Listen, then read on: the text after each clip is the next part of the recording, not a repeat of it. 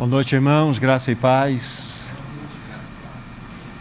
Esse é o nosso clamor, que o Espírito Santo possa inundar o nosso ser.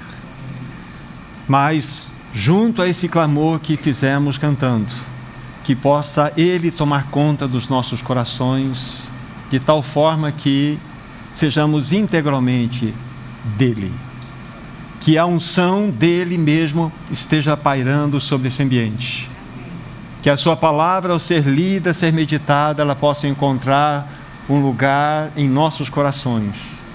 Assim como a semente é lançada naquela terra que foi revirada, foi preparada, e ela então, ela vingou, ela veio e frutificou, trazendo aquela frutificação 30, 60 e a 100 por um, que não seja diferente de nós.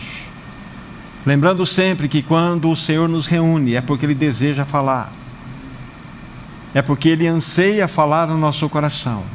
Então que você e eu possamos abrir, dilatar nossos corações e mentes, para que a palavra venha ao encontro e também dê encontro de nossas vidas e possamos ser transformados pelo poder da palavra.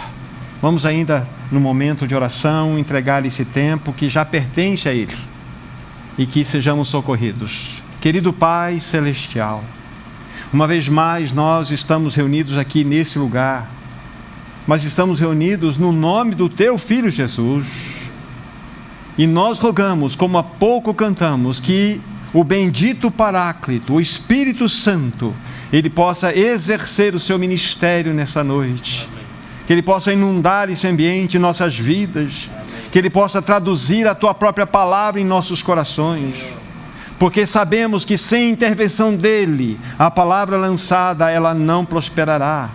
E infelizmente ela será apenas uma palavra morta.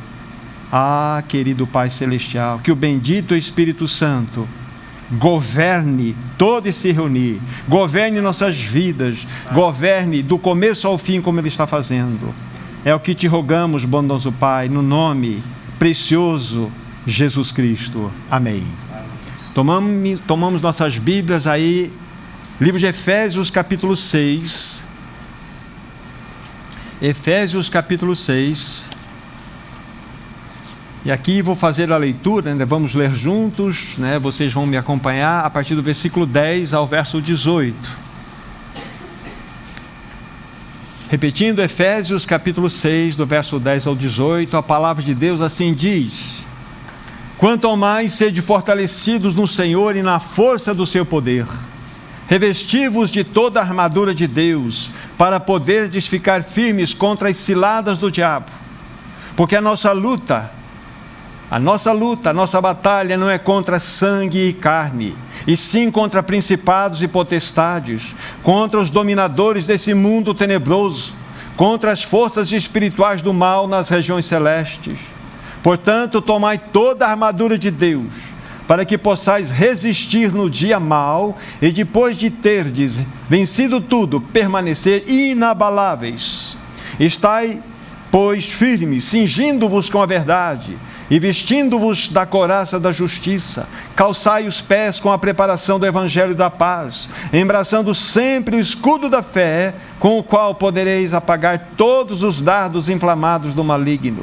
Tomai também o capacete da salvação e a espada do Espírito, que é a palavra de Deus, com toda oração e súplica, orando em todo o tempo no Espírito, e para isto vigiando com toda perseverança e súplica por todos os santos. Até aqui. O encargo para essa noite, amados irmãos, tem como direção: a nossa luta não é contra o sangue e a carne. A nossa luta não é contra o sangue e a carne. Deixa eu colocar duas coisas importantíssimas aqui para nós. Primeiramente, que quando nós falamos de batalha espiritual, de guerra celestial, nós nunca devemos ter na nossa mente que existe uma queda de braço cósmica, como se duas forças estivessem jogando queda de braço. De um lado Deus e do outro lado Satanás. Isso não é verdade. Nosso Deus é um Deus absolutamente soberano. Ele está no controle de todas as coisas. Então não é essa queda de braço celestial. Existe-se um Deus soberano que utiliza-se de todo esse processo, inclusive da maldade, para que o seu eterno propósito seja alcançado. Então, a primeira informação é que não está havendo um jogo de queda de braço celestial. E a segunda informação é que esta luta na qual nós estamos aqui, expondo-nos aqui diante dela, como a palavra mesmo diz, que a nossa luta não é contra sangue e carne, se encontra principados e potestades que estão nas regiões celestiais, significa que esta luta está acima da nossa compreensão natural. Nós não podemos discernir com a nossa mente natural o que está acontecendo nas esferas celestiais. Então essas duas informações são extremamente importantes para nós. Amados irmãos, como o nosso irmão aqui na introdução falou, na medida em que nós nos aproximamos da volta do Senhor, na medida em que estamos mais próximos desse dia, tenhamos absoluta certeza que a opressão maligna irá aumentar, em especial sobre o povo de Deus. Nós já podemos perceber isso de modo muito claro. Há uma carga espiritual pesada sobre as famílias, sobre os relacionamentos conjugais, sobre os relacionamentos entre pais e filhos. Há uma carga pesada sobre a realidade pessoal de muitos irmãos. Há uma carga pesada espiritual sobre a saúde de muitos. E nós precisamos discernir isso diante do Senhor, que muitas vezes pode ser uma ação satânica que está acontecendo. E com a ajuda do Senhor nós vamos buscar um caminho para obter as respostas dessas questões.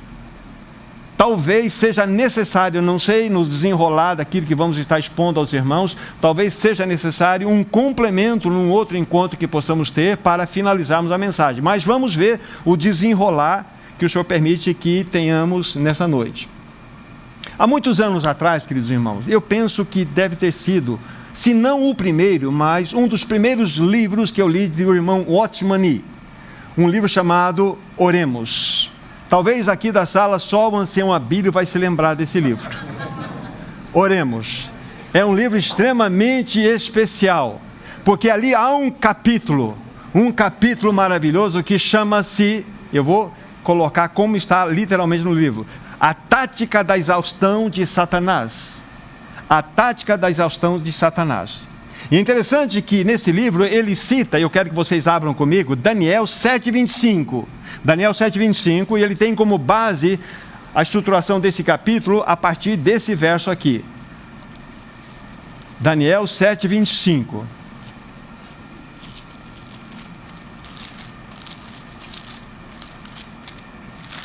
O contexto aqui, depois vocês vão perceber que é a manifestação do anticristo. Nós estamos dentro de um contexto da grande tribulação, só para vocês entenderem o texto que nós vamos acabar lendo para vocês agora. Verso 25 diz assim: proferirá palavras contra o Altíssimo e magoará os santos do Altíssimo, e cuidará em mudar os tempos e a lei, e os santos lhe serão entregues nas mãos por um tempo, 2 tempos e metade de um tempo.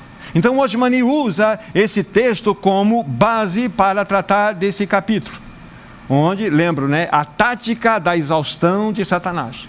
Abre aspas, o que ele disse: Satanás tem uma obra que é atacar os filhos de Deus, e o seu ataque pode não vir repentinamente, muitas vezes vem gradual e lentamente. O seu trabalho é esgotar os santos, e isso de modo muito lento. Essas são as palavras de Watchman Nee. E é exatamente isso que muitos de nós, muitas famílias, muitos santos, a igreja tem sofrido, em especial nesse tempo do fim. Como disse, vamos perceber que irá aumentar sim a pressão satânica sobre nós em especial. É como se o inimigo colocasse um canudinho no cérebro e começasse a sugar a energia de cada santo, e bem devagarinho, por trás das circunstâncias, meus irmãos e minhas irmãs, por trás das pessoas à nossa volta, por trás até mesmo dos irmãos, por trás até mesmo de nós mesmos, há uma ação satânica. Irmão e irmã, quando você tira os olhos do Senhor, é como você estivesse entregando um canudinho para Satanás lançar no teu cérebro e sugar a sua energia espiritual e acabar com você. Isso é extremamente sério. Então nunca tire os olhos do Senhor. Nunca tire os olhos desse Senhor maravilhoso. Porque nós estamos numa luta, irmãos. E a nossa luta não é contra sangue e não é contra carne. Não é. É extremamente significativo isto que estamos vendo. Então o Watchman ele coloca isto. E mais alguns detalhes a respeito do próprio livro dele. Ele vai dar 3 exemplos e eu quero ler os textos com vocês. Exemplos que nos remetem exatamente a essa exaustão provocada pelo inimigo na vida dos santos. Primeiro texto que ele usa é Mateus capítulo 24, versículo 12. E ali, enquanto vocês abrem a Bíblia de vocês, o que acontece? Ali é a descrição do princípio das dores. E está escrito lá, né, que por se multiplicar a iniquidade, o amor de muitos se esfriará.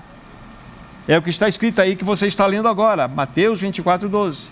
Mas é interessante que o Watchman usa esse texto, que ele nos fala que este amor, ele não esfria da noite para o dia. Você não você não dorme quente e acorda frio. Ou seja, é um processo de desgaste emocional que vai acontecendo. E isso vai trazendo um peso de tal forma que vai chegar no momento que o amor esfriou. Que deu, irmão? Cadê a irmã? Sumiu, desapareceu.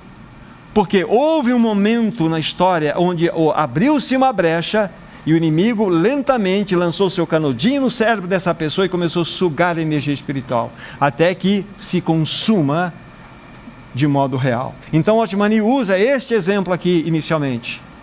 Então devemos tomar cuidado. Outro exemplo dele, Atos capítulo 24, se vocês quiserem abrir, Atos capítulo 24, apenas um único versículo, o versículo 26, para vocês entenderem aqui. Paulo havia sido preso em Jerusalém, e ele é levado para a Cesareia de Filipos, e ali ele vai ficar preso por 2 anos, e o que aconteceu nesse período de 2 anos? Então, verso 26, Atos 24, esperando também ao mesmo tempo, isso é aquele governador chamado Félix, esperando ao mesmo tempo que Paulo lhe desse dinheiro, pelo que chamando-o mais frequentemente conversava com ele. E o verso 27, só para vocês entenderem, 2 anos mais tarde, então Paulo ficou preso em Cesareia por 2 anos. Então você imaginem só esses 2 anos e Paulo ali presente, sendo ele constantemente fustigado por Félix, sendo ele perturbado por Félix. Ele poderia questionar muitas coisas. Por que Deus permite que eu esteja aqui? Por que Ele não me livrou dessa prisão? Afinal de contas, Ele me separou para pregar o Evangelho. Então, o Watchman coloca aqui que é uma tática de exaustão do inimigo promovida para desgastar e realmente trazer um peso sobre Paulo e roubar a sua energia. Então, ele coloca isso aqui dessa forma. E por fim, o último texto que ele considera, Juízes, abram comigo por favor, livro de Juízes,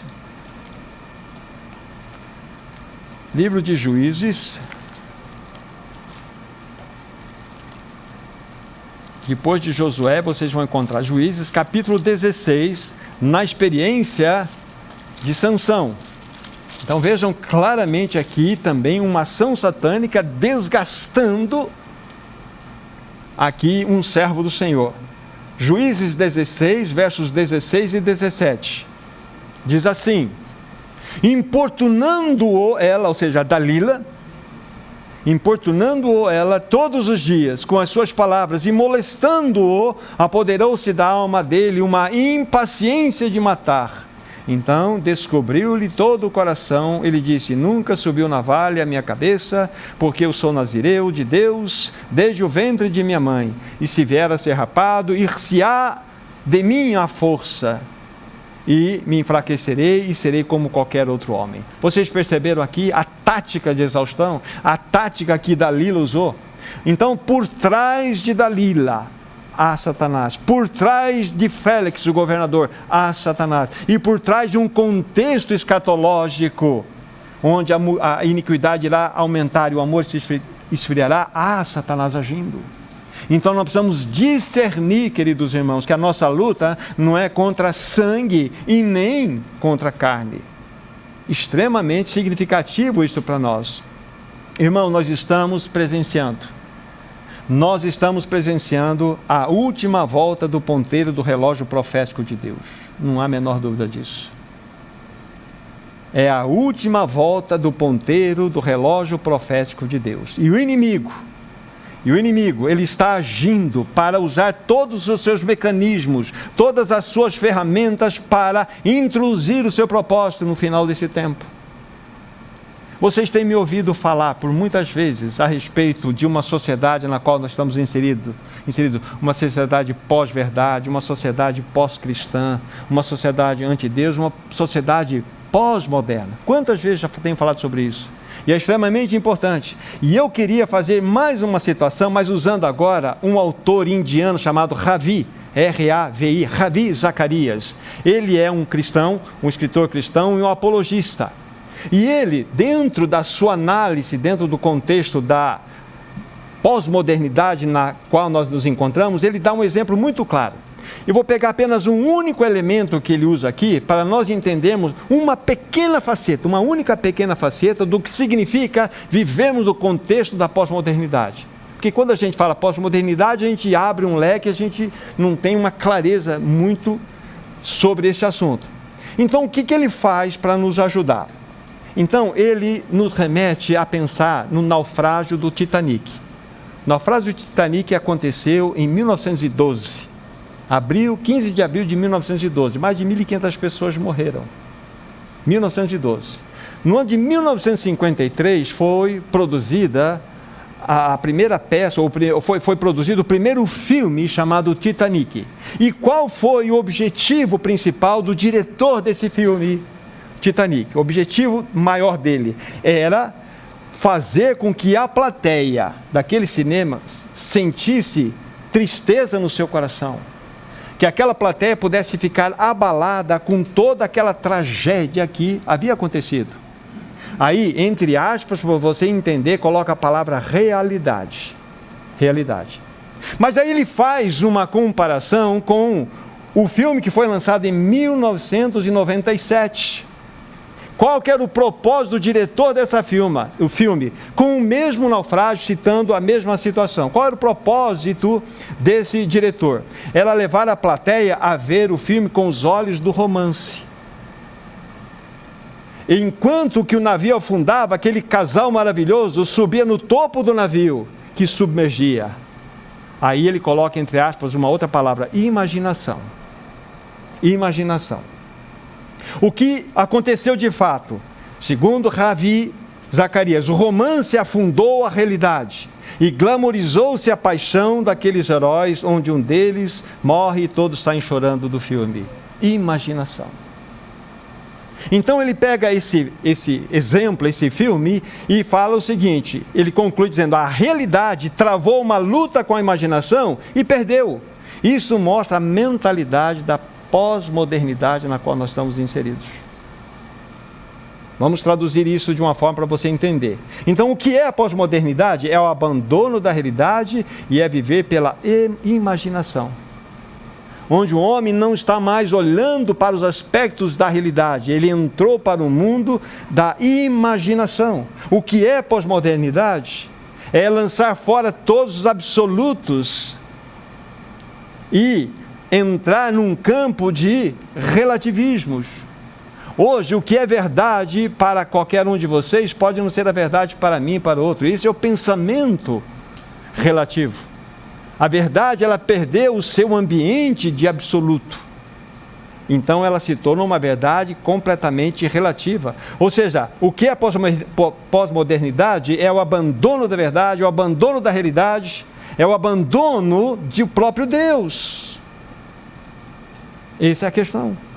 Vocês sabem claramente que as 3 palavras mais pronunciadas dentro do século XX e também no século XXI, sabe quais são? Ter, fazer e prazer. Essas 3 palavras que foram mais utilizadas, segundo uma pesquisa abordada: ter, fazer e prazer. Irmãos, é tempo do metaverso, é tempo de fantasias, é tempo de imaginações. Esta é a realidade pós-moderna. Nós não temos mais um fato real, palpável. Tudo é feito dentro de uma realidade de imaginação. E isto se torna o quê? Um palco ideal para que Satanás venha agir. Sabe o que Satanás está fazendo nesse tempo agora? Ele está preparando uma sociedade para receber passivamente o anticristo. Ele está afastando todos os aspectos de realidade, de verdade, de absolutos, e introduzindo uma vida relativista, introduzindo vidas de imaginações, de metaverso, de flutuações nas emoções, fugindo da verdade. Esse é um caminho do anticristo. Irmãos, a nossa luta não é contra sangue, não é contra carne. Não é. Uma outra coisa, queridos irmãos, nós precisamos ver o mundo com os olhos do Espírito Santo. Nós precisamos enxergar o mundo com os óculos de Deus, entender o que está além do que nós estamos vendo. Você pode ver simplesmente com os olhos, mas você precisa ver através dos olhos. Quando nós assistimos Titanic, lançado em 1997, nós olhamos com os olhos. Mas quando você lê ou vê através dos olhos, você enxerga qual é a mentalidade que está sendo introduzida. E isso espalhou-se pela sociedade. Isso é um pensamento da sociedade hoje. Uma outra coisa, nós precisamos de toda a armadura de Deus para vencermos esta batalha. E, queridos irmãos, nós podemos vencer sim. Nós podemos vencer sim. Porque a Bíblia fala, depois de ter vencido tudo, permaneceis inabaláveis. Então é possível, mas nós precisamos discernir, nós precisamos entender que a nossa luta não é contra sangue e contra carne, é contra os principados e potestades, contra os dominadores desse mundo tenebroso que estão nas regiões celestiais. Esse tipo de batalha que nós estamos inseridos. Agora, antes mesmo de falarmos desta armadura, eu preciso ainda pontuar algumas coisas para vocês, importantes.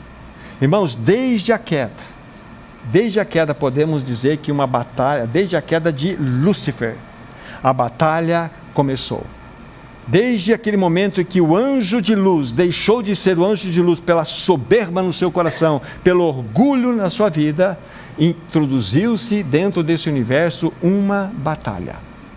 Peguem, por favor, Isaías capítulo 14, porque ali nós temos o registro da queda de Lúcifer. Isaías 14, do versículo 12 ao 15, nós temos a descrição clara daquilo que aconteceu com a queda de Lúcifer. Isaías 14, 12 em diante, diz assim: como caíste do céu, ó estrela da manhã, filho da alva, como foste lançado por terra, tu que debilitavas as nações. Tu dizias no teu coração: eu subirei ao céu, acima das estrelas de Deus, exaltarei o meu trono e no monte da congregação me assentarei, nas extremidades do norte, subirei acima das mais altas nuvens e serei semelhante ao Altíssimo. Olha só, olha o fim dele, verso 15: contudo serás precipitado para o reino dos mortos, no mais profundo do abismo. Mas aqui até o verso 14 vocês têm a descrição da queda de Lúcifer. Veja o que havia no seu coração, senão que possa ser traduzido numa única palavra: soberbo, orgulho. Porque ele dizia no seu coração: eu subirei, eu exaltarei meu trono, eu me assentarei, eu subirei acima, eu serei semelhante. Isso é o pecado de Lúcifer, que se tornou então Satanás, o acusador. A palavra Satanás significa o acusador. Agora, uma coisa importante, queridos irmãos e irmãs: só nessa terra Satanás tem 6.000 anos de experiência. 6.000 anos de experiência. Então guarde bem o que eu vou falar, anote no seu coração. Nunca brinque de ser cristão, porque o diabo não brinca de ser diabo. Nunca brinque de ser cristão, porque o diabo não brinca de ser diabo. Tire os olhos de você, coloque no Senhor, porque todas as vezes que você desfocar do Senhor e olhar para a circunstância, olhar para as pessoas, olhar para os irmãos, olhar para qualquer outro ambiente, o inimigo vai encontrar uma brecha. É aquela história anterior, é como se você estivesse dando um canudinho para o diabo, enfiar no teu cérebro espiritual e sugar a tua energia. Então, cuidado. É uma palavra de alerta para todos nós, E através de todas as eras, Satanás ele tem operado. Ele odeia Cristo, irmãos e irmãs. Ele odeia a sua obra, ele odeia a sua igreja. Satanás é aquele que está num ringue e que quando cai o seu adversário, ele não vai esperar o juiz levantar o adversário, ele vai chutar você, ele vai chutar a sua cabeça, ele vai destruir você, porque é assim que Satanás é. Ele é o destruidor. Então nós não podemos brincar. Nós não podemos brincar de ser cristãos, porque ele não irá brincar de ser diabo conosco. Ele é real.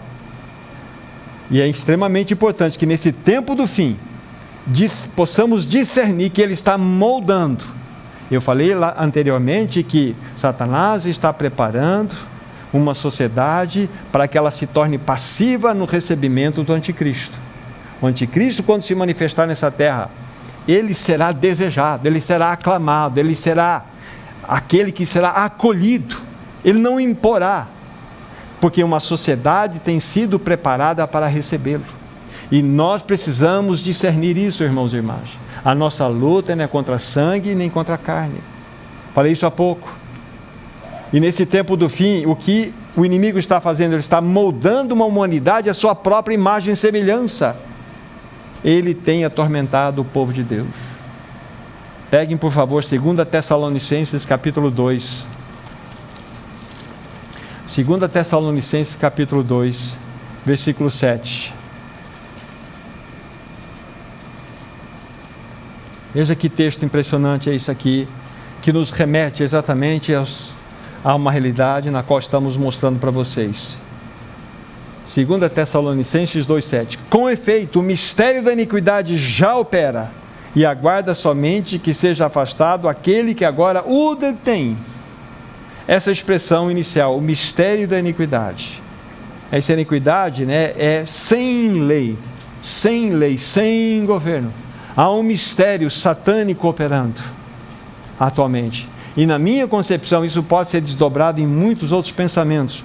Mas, com certeza, uma das táticas e uma das armas mais terríveis que Satanás tem usado nesse tempo do fim é produzir uma sociedade egocêntrica e uma sociedade hedonista. Uma sociedade narcisista e uma sociedade amante de si mesma, dos seus prazeres. Esse é o ponto. Esse é o ponto. Em 2 Timóteo, bem pertinho aí, siga adiante com o seu dedo. 2 Timóteo no capítulo 3, versículo 2. 2 Timóteo 3, verso 2, Porque no verso 1 fala assim: nos últimos dias sobrevirão tempos difíceis. Por quê? Porque os homens serão egoístas. Na sua versão possivelmente aparece amantes de si mesmo. Uma boa versão.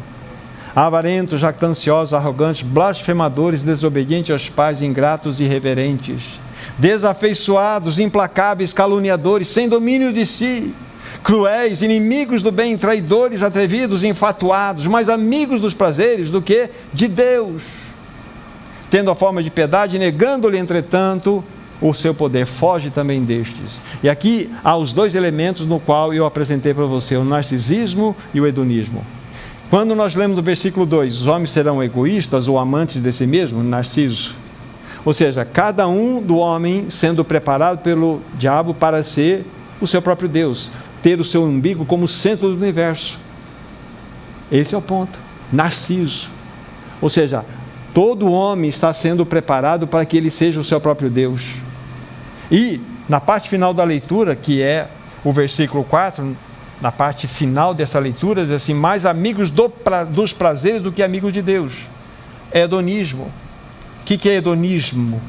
É você fazer do prazer o bem supremo. Não é isso que a sociedade hoje está mergulhada? Exatamente, ela vive em cima da busca de prazeres, de realizações. Ou seja, é uma soma de situações. Há pouco eu citei para vocês o Ravi Zacarias, depois eu vou citar mais um trechinho daquilo que ele fala, que vai nos ajudar, mostrando, né, uma pequena fatia daquilo que se caracteriza numa sociedade pós-moderna. Ou seja, é uma sociedade que não mais se importa com a realidade e prefere viver na barca da imaginação. Esse é o ponto. Isso que está acontecendo diante de nós. Ninguém quer enfrentar mais a realidade, a verdade, as coisas que são absolutas.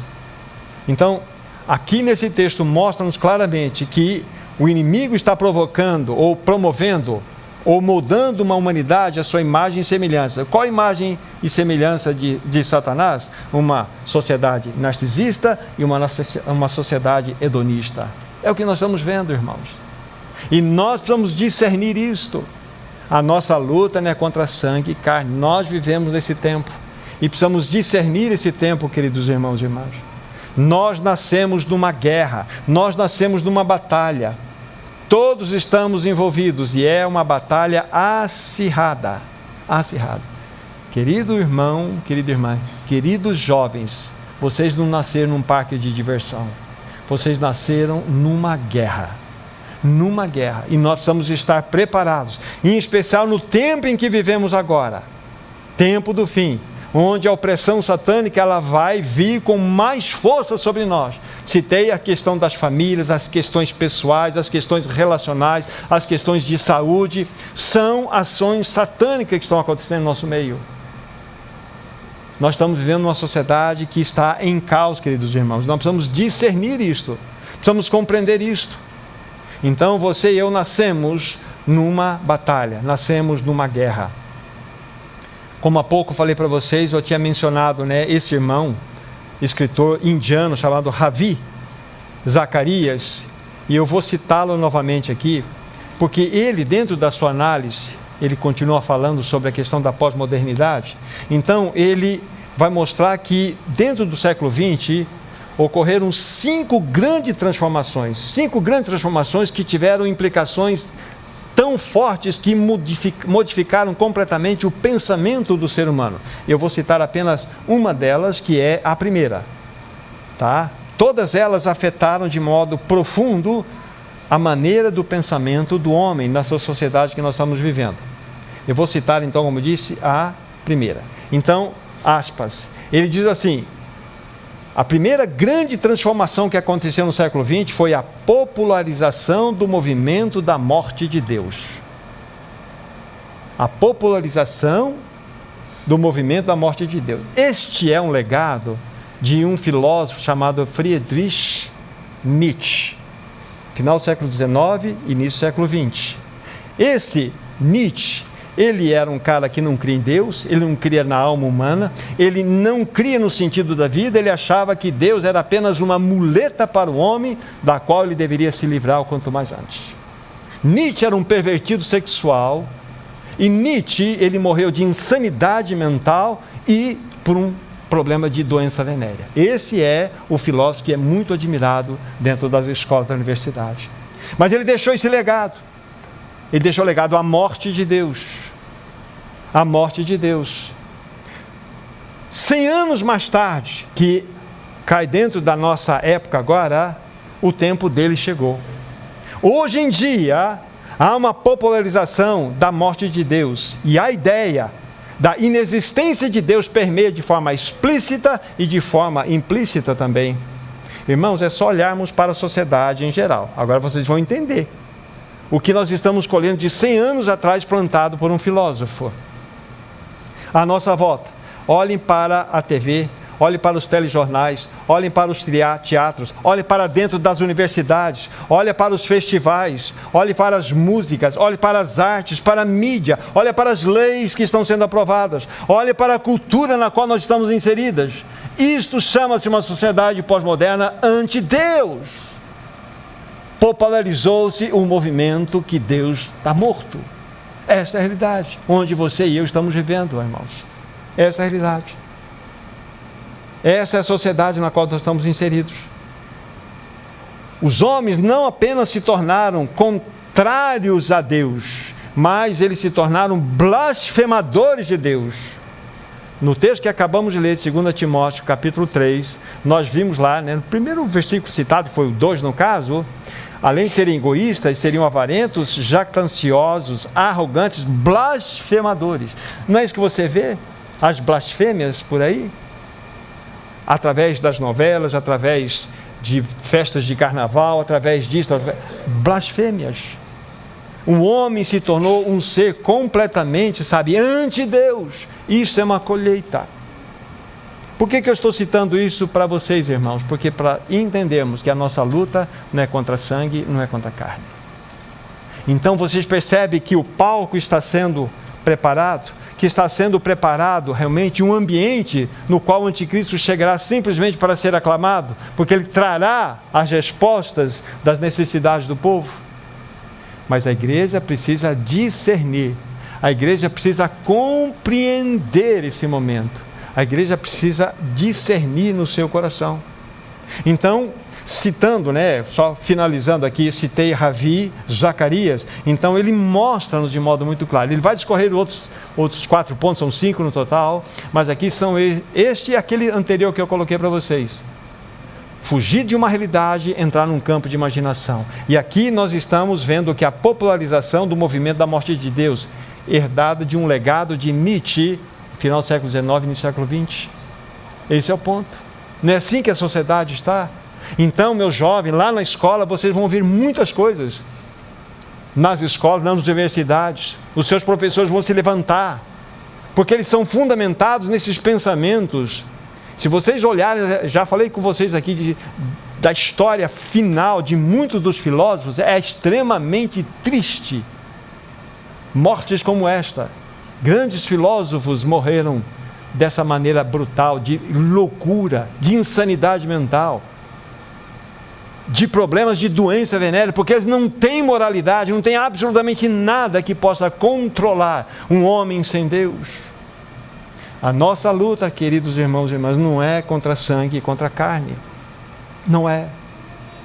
Então aqui está. É só olharmos então a nossa volta, vocês vão entender. E vocês então percebem por que os homens estão cada vez mais contrários a Deus. Está havendo um levante contra Deus, contra a palavra, contra os cristãos, contra a igreja. Está vendo isso nos nossos olhos. E a questão é como nós vamos reagir diante dessa situação. Essa é a grande questão. Você e eu precisamos de discernimento. Nós precisamos de compreensão da palavra de Deus. Todos os valores divinos, amados irmãos, os absolutos, a verdade, a realidade, a moral, foram pisoteados por essa sociedade chamada pós-moderna. É onde você e eu temos. Já vem o alívio, tá, irmãos? Eu sei que a situação está bem assim, mas já vem o alívio. Se animem aí, mas já é importante que nós possamos dizer isso aqui, porque é onde nós estamos. Você não entende o que está acontecendo com você não entende o que está acontecendo na sociedade, não está na cabeça de muitos jovens, você não entende, mas agora você entende. Isso são colheitas que estão sendo agora obtidas por nós. Então nós precisamos discernir o tempo que nós estamos. Quem está por trás de tudo isso? Satanás. Ele está por trás de tudo isto. Deixe-me dizer algo que com certeza não irá surpreender vocês. Vocês sabiam qual é um dos maiores vícios da humanidade? Vício é um pecado, mas eu vou colocar vício da humanidade. Pornografia. Você sabia disso? Irmãos e irmãs, não imaginam o que está acontecendo. De crianças desse tamanhozinho a velhos barbados de mais de 80, 90 anos, viciados em pornografia. Isso é uma realidade. Está diante dos nossos olhos. Você tem um aparelhinho aqui, que é uma bênção, mas pode ser uma maldição para você. Pode te destruir. Essa informação que eu tive aqui, não foi, eu vou fazer uma propaganda aqui, quem acompanha aquele canal Brasil Paralelo, tem lá uma descrição lá de um trabalho que foi feito numa pesquisa, e dá lá uma entrevista muito interessante. E eu falei, mas eu fiquei assustado, ao mesmo tempo não assustado, mas falei, mas está aqui uma comprovação. Ele diz claramente, o maior vício dessa humanidade chama-se pornografia. E ela tem destruído crianças, jovens, adultos e famílias. Quem está por trás disso, irmãos? Satanás. Porque ele veio para matar, roubar e destruir. A nossa luta não é contra sangue e carne. Não é. Então, para que nós possamos sair dessa realidade, nós precisamos compreender onde nós estamos. Tem muita gente fisgada com anzol forte, irmãos. Anzol muito forte. Mas a grande bênção é que tem como nós tirarmos esse anzol. Nós precisamos querer. Nós precisamos desejar. E nós precisamos cuidar desse assunto, que é um assunto extremamente importante. Quem está por trás disso? Satanás. Então a nossa luta não é contra sangue e carne. Ele é o grande estimulador de todos os vícios e perversidades. Ele é o grande estimulador. Nós vivemos num mundo fake news. O que diz em João 8,44? Vocês se lembram? Olhem lá, por favor. João 8,44. Olha que texto impressionante. Jesus dizendo aqui algumas coisas aos religiosos da época, aqueles que achavam que tinham toda a revelação de Deus, eram os representantes de Deus na terra. Veja o que Jesus tem a dizer para eles. Verso 44. Vós sois do diabo, que é o vosso pai, e quereis satisfazer-lhe os seus desejos. Ele foi homicida desde o princípio e jamais se firmou na verdade, porque nele não há verdade. Quando ele profere mentira, fala do que ele é próprio, porque é mentiroso e pai da mentira. O único pecado que tem paternidade anunciado na Bíblia é isso aqui, a mentira. A mentira tem pai, é o diabo. Nós não vivemos numa sociedade de fake news? Nós não vivemos numa sociedade onde tem uma inversão de valores maluca? Total. A Isaías, já falamos isso numa outra vez, capítulo 5, vai nos mostrar, ai daquele que chama o bem de mal e chama o mal de bem. Ai daquele. É isso que nós estamos vendo hoje, inversão de valores. Uma completa inversão de valores. E quem está por trás dessa fake news? Satanás. Porque ele quer introduzir um reino de mentira. Ele é anticristo. Cristo não é a verdade? Então ele é a mentira. Então é nessa sociedade que você e eu, nós vivemos. Então ele é o mentiroso e pai da mentira. Mas também, abram por favor Apocalipse 12, versículo 9. Veja o que ele é também. Apocalipse capítulo 12, versículo 9. Dentro daquela batalha que acontecerá. Então vejam só o que está escrito aqui. Verso 9, capítulo 12 de Apocalipse. E foi expulso o grande dragão, a antiga serpente que se chama o diabo e Satanás, o sedutor do mundo. Sim, foi atirado para a terra e com ele os seus anjos. Essa expressão sedutor do mundo é através, de maneira sutil que ele vai conduzir a sociedade e tem conduzido a sociedade ao erro, de maneira paulatina, de maneira muito leve, gradual. Lembra-se de Oshmani? É de maneira gradual, leve. Ele é o sedutor. De que maneira ele seduz as pessoas? Através da estupidificação, através da idiotização da mentalidade do homem. Ou seja, quanto mais ele enfiar coisas porcariadas na sua mente, mais distante da verdade você vai se encontrar. O que você está lendo? Do que você está se alimentando? Que tipo de programa alimenta a sua mente e seu coração? Que tipo de revistas você tem acessado? E você vai ter resposta para você mesmo e eu para mim. Será que eu estou sendo estupidificado, idiotizado? Que tipo de leitura você tem feito? Irmãos, isso está sendo construído. Satanás tem construído uma sociedade por muito tempo. Ele tem preparado, Ele está moldando uma sociedade à sua imagem e semelhança. Ele está preparando uma sociedade para que ela, de modo passivo, receba o anticristo. Ele está invertendo verdade, colocando mentira no meio. Ele está tirando o absoluto, colocando relativo. Ele está tirando uma realidade de fatos e colocando imaginações. Ele está colocando o metaverso e tirando tudo o que é palpável. Isso está acontecendo. E está afetando as crianças, os jovens. Não existe mais moralidade que prenda os jovens. Hoje, crianças desse tamanho, meninos e meninas, já falando, você beijou quantas vezes? Você já beijou uma menina? Você já beijou um menino? Como é que é? É assim que está a sociedade hoje. É assim. Então, meus filhos menores, ouçam seus pais. O que seus pais dizerem, acatem. Esse é o ponto. Essa é a sociedade que você está, e isso é um preparo do anticristo, meus irmãos. A nossa luta não é contra sangue e carne, não é uma luta terrível que está acima da nossa mente. Nós por nós mesmos não podemos vencer, mas nós temos caminhos da vitória. Como eu disse, é possível sim nós vencermos.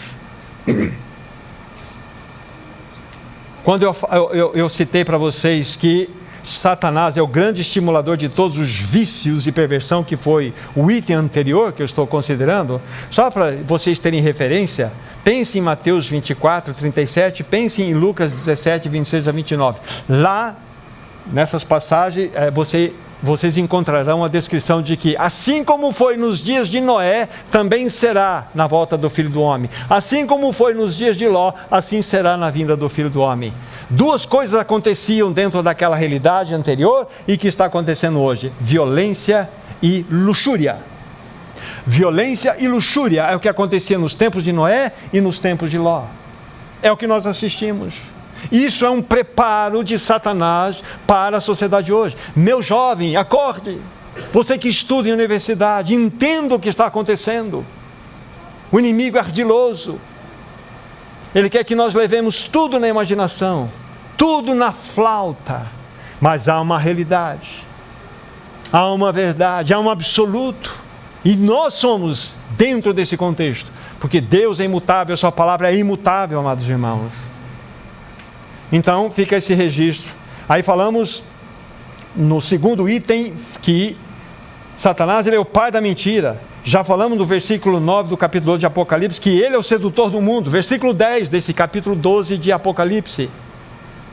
Agora veio a salvação e o poder e o reino do nosso Deus e a autoridade do seu Cristo, pois foi expulso o acusador dos nossos irmãos, o mesmo que nos acusa de dia e de noite diante do nosso Deus. Ele é o acusador.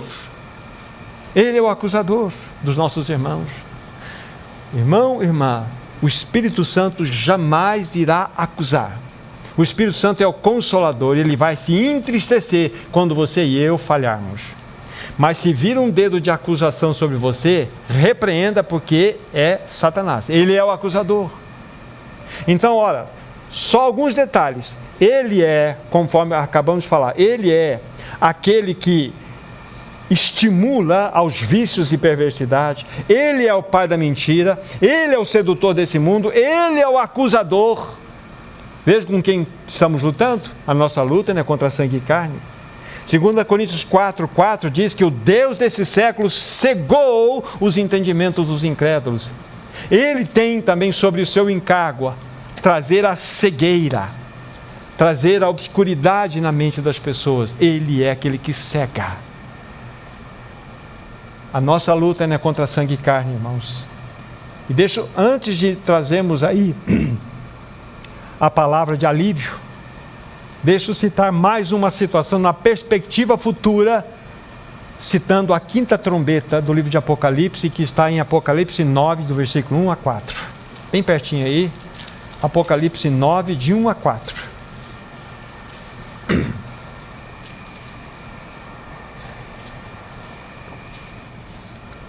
Diz assim: o 5º anjo tocou a trombeta, e viu uma estrela caída do céu na terra, e foi-lhe dada a chave do poço do abismo. Ela abriu o poço do abismo, E subiu fumaça do poço como fumaça de grande fornalha. E com a fumaceira saía do poço, escureceu-se o sol e o ar. Também da fumaça saíram gafanhotos para a terra, e foi-lhes dado o poder como que tem os escorpiões da terra, e foi-lhes dito que não causassem dano à erva da terra, e nem qualquer coisa verde, nem às árvores, tão somente aos homens que não têm o selo de Deus sobre a fronte. Aqui é um juízo permitido por Deus de Satanás aos próprios ímpios. Aqui a gente está percebendo o que? Na linguagem figurada, essa estrela caída é Satanás. O que nós estamos vendo aqui é a liberação especial de suas forças no tempo do fim da grande tribulação. O pecado e a violência irão aumentar cada vez mais. Aqui está um cenário final. Então isso está sendo construído, amados irmãos e irmãs. Isso está sendo construído. Agora, quando ouvimos tudo isto, nos sentimos tão impotentes, tão incapazes, perplexos. Ficamos até arriados de ouvir tantas situações como esta. Mas agora, meus irmãos e irmãs, me permitam lembrar de algo ao coração de vocês. Vocês já ouviram falar de um jovem galileu? Já ouviram falar de um homem chamado Jesus? A sua profissão era carpinteiro. Ele era o carpinteiro. Ele era tão diferente. Ele andava diferente. Ele falava diferente. Ele agia diferente. Ele era tão diferente. Nele habitava a plenitude do próprio Deus. Que Jesus é esse? E ele entrou em cena, sabe, meus irmãos e minhas irmãs. Ele viveu nessa terra, andando por toda parte, fazendo bem. Ele dava vista aos cegos. Ele fez com que os surdos ouvissem. Ele fez com que o aleijado andasse. Ele fez com que os mortos fossem ressuscitados. Mas a sua missão principal, o seu encargo principal, chegaria no momento quando ele marchasse para uma cruz. É o palco da maior batalha que já foi registrado nesse universo. Porque ali foi selado o destino de Satanás. Foi a batalha cósmica, a mais terrível de todas as batalhas. É ali que se definiria o destino de uma humanidade. Mas lá na tua Bíblia, no Evangelho de João, capítulo 19, versículo 30, está escrito, depois de ele ter tomado, ele vai dizer assim, tudo, deixa eu pegar para fazer a paráfrase da maneira correta, a leitura de maneira correta. 19 João, versículo 30. Quando, pois, Jesus tomou o vinagre, disse, tudo está consumado. E inclinando a cabeça, rendeu o espírito. Essa expressão, tudo está consumado, é tetelestai. Tudo está consumado. Toda a obra que tinha que ser feita foi realizada. Ele esmagou a cabeça da serpente ali. Ele esmagou a cabeça de Satanás ali. Ele matou a morte, irmãos. A luz venceu as trevas. O amor venceu o ódio. Ele destruiu Satanás. No Éden, queridos irmãos e irmãs, o destino fatal de Satanás foi anunciado. Na manjedoura, o destino fatal de Satanás foi selado. Na cruz, o destino fatal de Satanás foi consumado. No túmulo vazio, o destino fatal de Satanás foi atestado. Ele ressuscitou. Ele está assentado no mais alto e elevado trono desse universo. Ele derrotou Satanás. Nós temos um Senhor poderoso, irmãos. Aleluia. Jesus, por sua perfeita obra, derrotou Satanás e os seus seguidores. O grande vencedor está sentado no mais alto e sublime trono desse universo, reinando soberanamente. Agora vejam o que ele fez. Colossenses 2, 14 e 15. Colossenses 2, 14 e 15. tendo cancelado o escrito de dívida que era contra nós e que constava de ordenanças, o qual nos era prejudicial, removeu inteiramente engravando na cruz, e despojando os principados e as potestades, publicamente os expôs ao desprezo, triunfando deles na cruz. Aqui está o seu Senhor, meu irmão, minha irmã. Ele cancelou o escrito de dívida que era contra mim e contra você. Ele encravou esse escrito na cruz. Ele, na hora da sua morte, ele despojou os principados e potestades e publicamente os expôs ao desprezo. Que Senhor é este? Aqui está o grande vencedor, o Nazareno, o jovem Galileu. Ele venceu. Conforme dissemos, ele veio e fez muitas coisas lindas, mas a sua obra principal foi marchar para uma cruz. E ele não marchou como uma vítima, escoiciando como se fosse um bode. Ele marchou para aquela cruz como um rei que receberia a coroa. E recebeu. Que Senhor é este? Ele foi como ovelha muda perante seus tosqueadores, e como cordeiro ele foi levado ao matadouro, por você e por mim. Lá ele derrotou o inimigo das nossas almas. Este que está cirandando por tudo aí, fazendo tudo isso que nós apresentamos no começo, só está fazendo pela permissão de Deus, porque nós só temos um Deus soberano nesse universo. E Jesus selou o destino de Satanás. Pegue em Hebreus capítulo 2, 14 e 15. Hebreus capítulo 2, versos 14 e 15.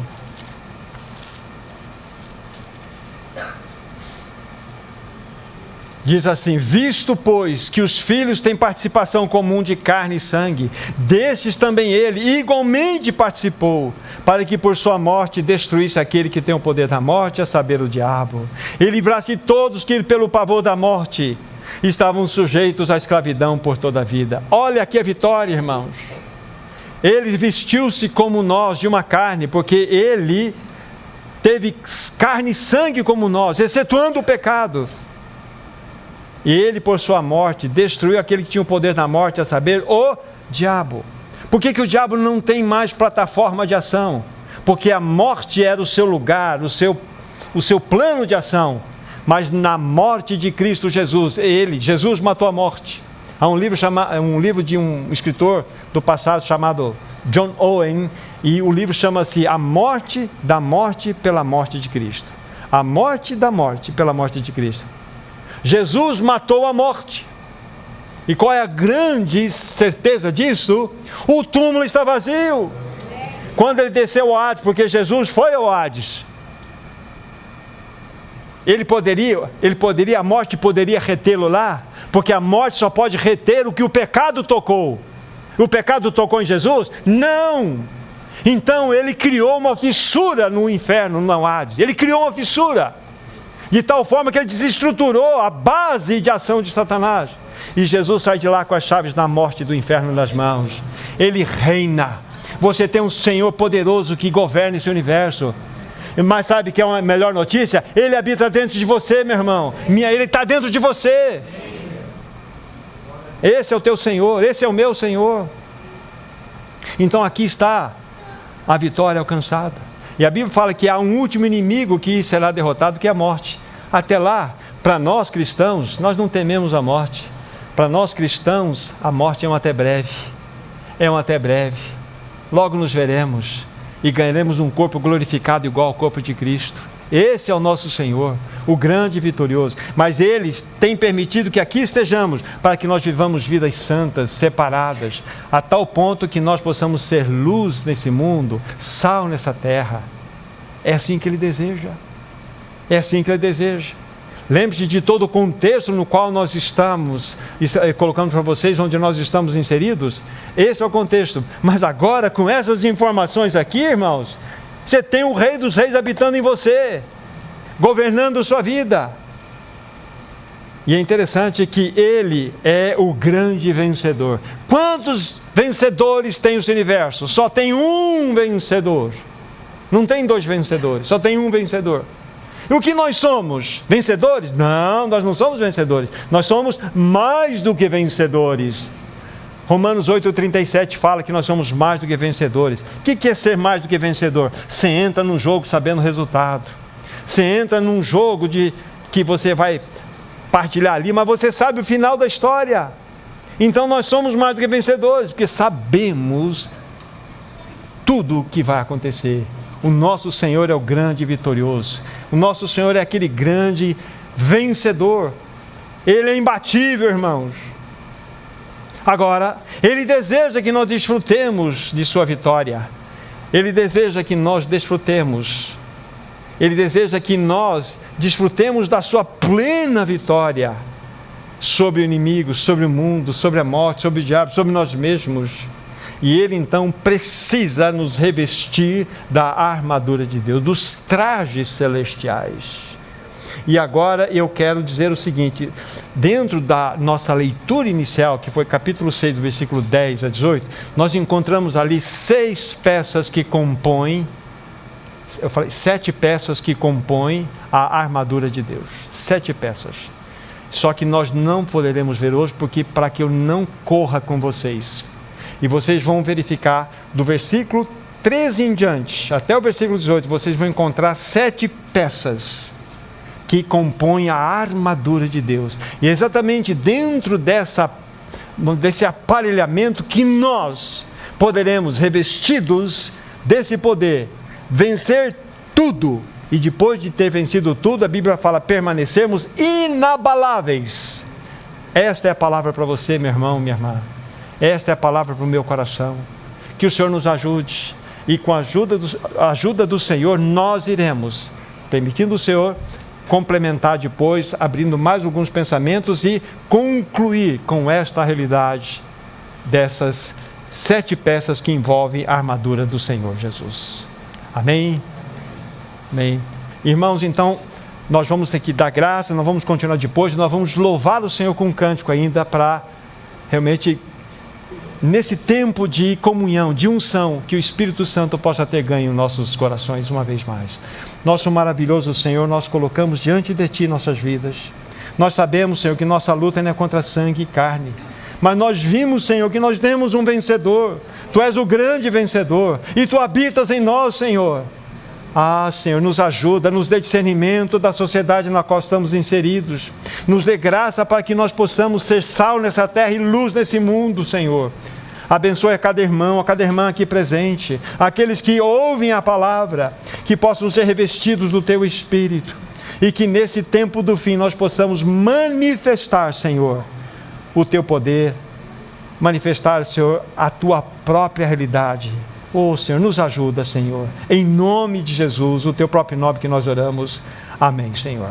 Amém.